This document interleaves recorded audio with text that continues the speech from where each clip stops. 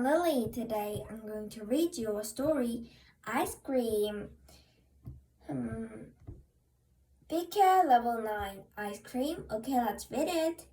Do you like ice cream? Ice cream. Okay, let's read it. Ice cream. Questions. What is ice cream made from? When did people first eat it? How was ice cream made? Where is it stored and where is it eaten? Who eats ice cream? Why do people eat ice cream? The last question is easy to answer. We eat ice cream because we like it. Yeah, right. What is ice cream made from? Ice cream is made from milk products. Milk, cream, yogurt, or custard and sugar. Then flavors like strawberry, chocolate, or vanilla are mixed in. Special ingredients are added to keep the ice cream fresh and easy to serve. Then it is frozen. Other ices like ice lollies and sorbets do not use milk products. They are made from water, sugar, and flavorings, but ice cream is made with milk products. The first ice creams in China. The first ice cream was made in China more than 300 years ago. It was made by mixing ice with milk and sugar. Making ice cream was a good way to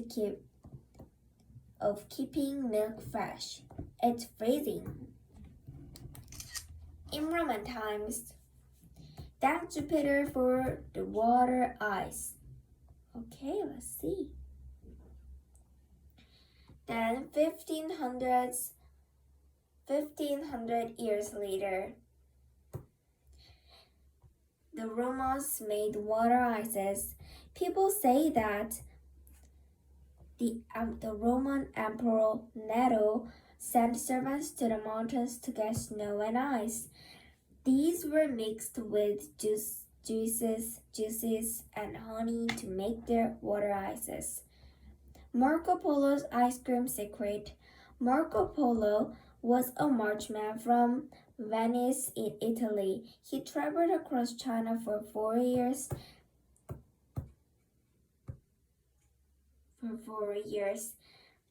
Between 1271 and 1275. For 4 years. And some say he discovered the secret of ice cream. He then took this back to Italy. Emperor Akbar's ice. Akbar the Great was a Mughal emperor in India in the 1500s. Okay, good.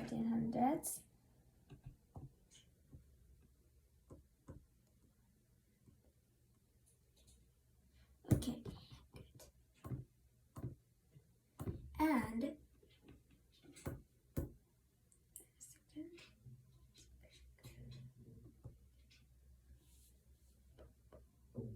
okay, let's go. And a traveler gave him some ice with fruit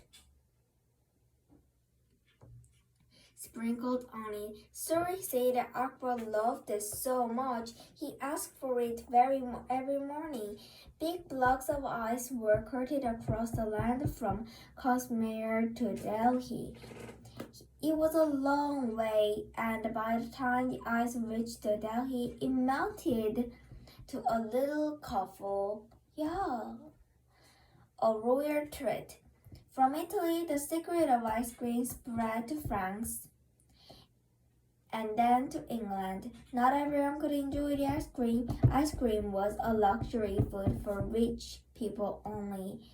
Ice cream was first served in England at a banquet held by King Charles II in 1672. He didn't want to share ice cream with many people, so only those sitting at his table could enjoy it. No pudding for you! Ice. Until freezers were invented, ice was needed to make ice. Ice was needed to make ice cream. In winter, ice was caught from ponds, rivers, canals, and lakes. It was then kept in underground ice stores. As ice cream became more popular, more ice was needed. Sooner, there wasn't enough ice left for this England, so in the 1820s, it was important. It was imported from Norway. The ice was brought in Britain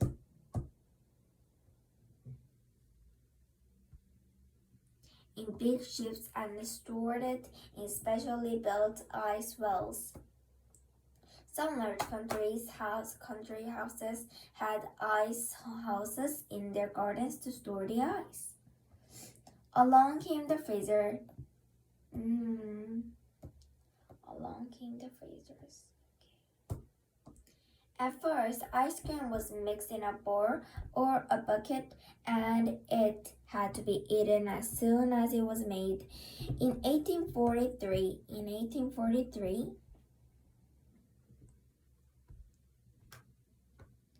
an American woman, Miss Nancy Johnson, the hand-cranked freezer.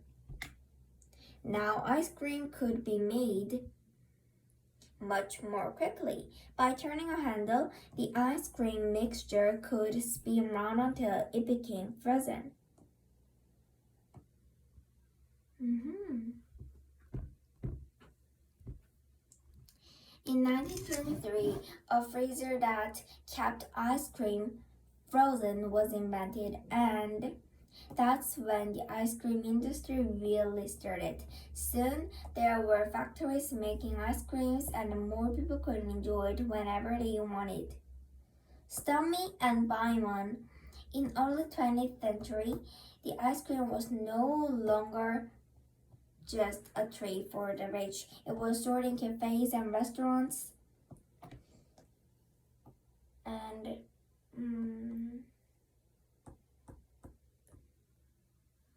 okay.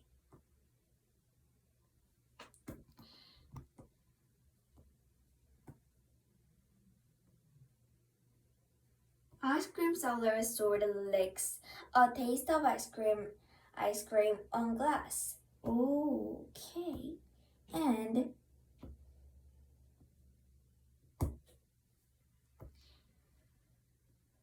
the glass was wiped clean after each lick and then refused. Not very healthy. In 1923, the first ice cream bicycles were used in London. Some bicycles had a slogan on the front which said, "Stop me and buy one." The ice creams were kept cold in the metal box at the front.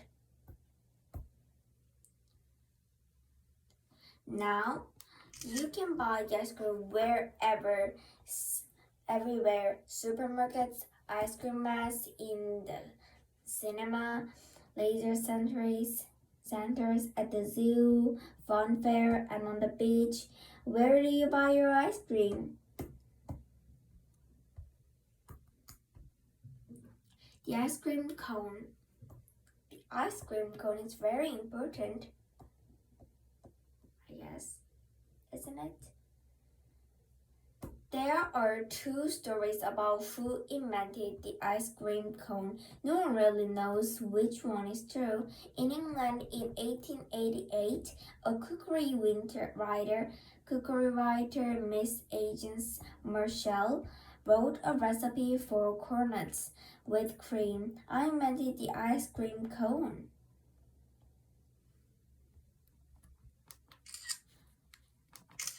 Later in America, at the St. Louis World Fair in 1904, an ice cream seller was selling ice cream on little dishes. Soon all the dishes had gone. Next to the ice cream seller was a man making gloppy pastries from the Middle East. Warm sloppy were rolled into cones shaped and left it to cool. Then the ice cream seller put the ice cream into the jalopy. I invented it first. Which story do you think was true? I don't know. And the ice cream bar is so important. In 1920, in America, a child went into a shop but couldn't decide whether to buy an ice cream or a chocolate bar. So the shop owner came up with an idea that it's a little bit good, I think.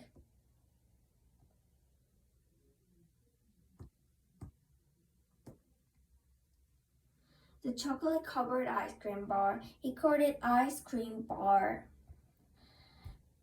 The first ice cream on a stick was also made in 1920. It was called a good humor bar.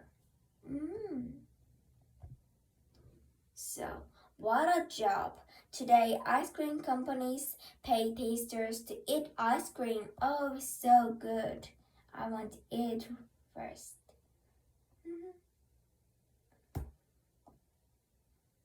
The tasters make sure the ice cream tastes good and that it has made properly. But how can they tell if an ice cream has a good flavor? This one's too sweet, this one's too sour, this one's too bitter, this one's wait a second. This one is just right. When you eat, your taste buds send messages to your brain. Then you can tell if you're eating something that is sweet, sour, or bitter. Ice cream tasters must look after their taste buds. Okay, bye!